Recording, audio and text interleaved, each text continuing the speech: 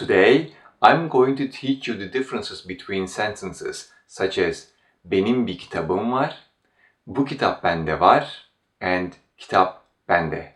When you come across these type of sentences, you may see that their translations are very similar or even the same, but they are used in different situations. Let's begin with Benim bir kitabım var.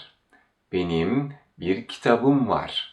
Before I continue, I would like to mention that if you do not have any knowledge about the var and yok sentences in Turkish, I would recommend you to go and look at those videos first to understand this one better.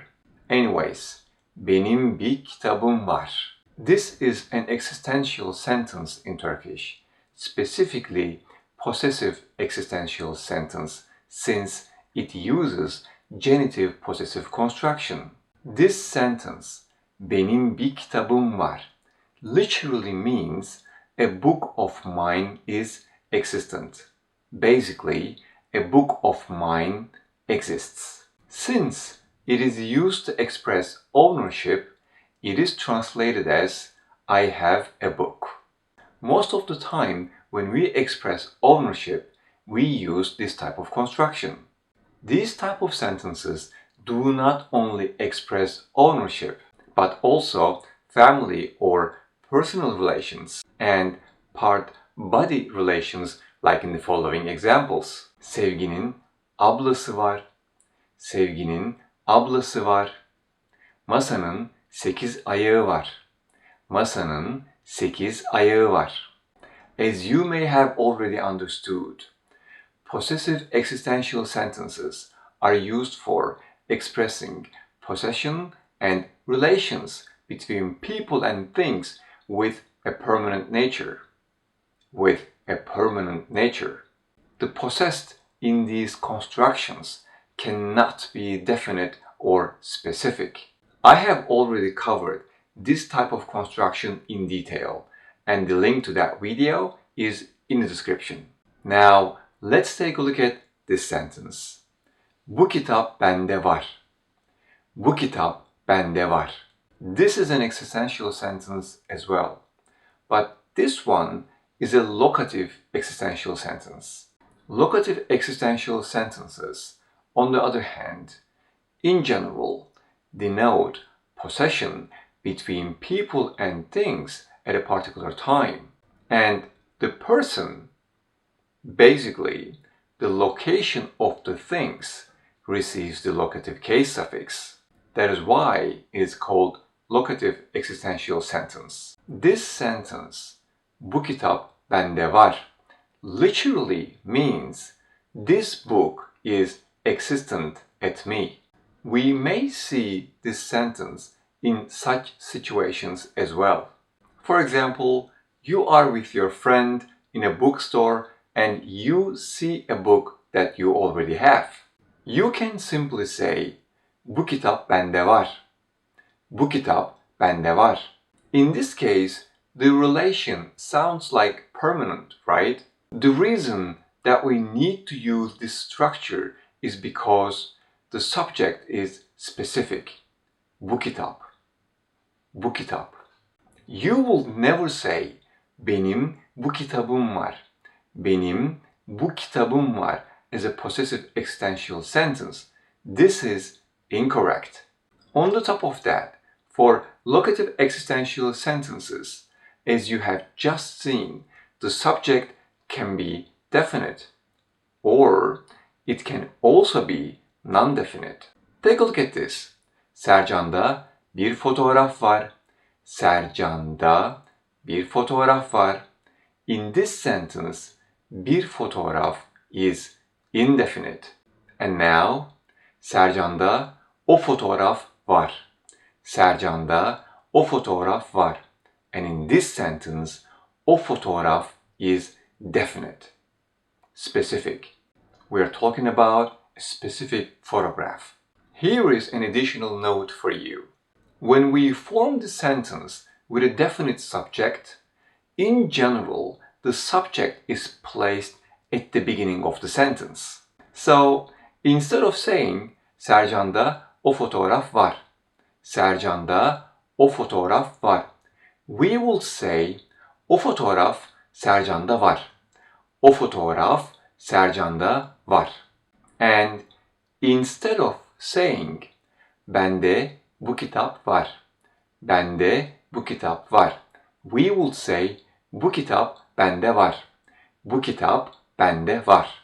This way is a lot more common, but this can still change depending on the sentence. However, when we form the sentence with an indefinite subject, then the subject must be placed right before the predicate. In this case, right before var.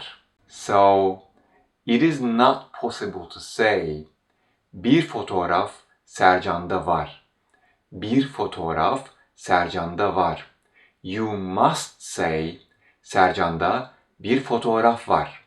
Sercan'da bir fotoğraf var. In this type of construction, the relation, the proximity is between the people and the things. Basically, the location of the things is expressed by adding the locative case suffix to the person. That is why the translation is like it is. However, when the locative case suffix is attached to the location of the subject, which in this case is not a person, then the translation is done using there is or there are. Look at this sentence. Duvarda bir fotoğraf var. Duvarda bir fotoğraf var. Almost the same sentence, right? The difference is the location of the subject. It is not a person anymore. So the translation goes like this. There is a photograph on the wall. Many examples to this are available in my existential sentences video. You can go and check those over there. And now, let's take a look at the last sentence. Kitap bende. Kitap bende. This sentence is not an existential sentence in Turkish because the predicate is not var or yok. This is a regular nominal sentence in Turkish whose predicate is a personal pronoun with a locative case suffix. This sentence literally means the book is at me. These sentences define the location of a specific object. Specific object. So in these sentences, the subject is definite. Most of the time, you will hear these sentences as a continuation of a conversation or an answer of a question. Take a look at this. The person A says, kitabı bulamıyorum. Kitabı bulamıyorum. Then the person B says, kitap bende. Kitap bende. As you see, the book in question is specific, and the relation between the book and the person is not permanent, it's temporary. In this type of construction, the relation is again between the people and the things. Basically, the location of the things is expressed by adding the locative case suffix to the person. That is why the translation is like it is. However, when the locative case suffix is attached to the location of the subject, which in this case is not a person, then the translation goes this way. For example, kitap odada. Kitap odada.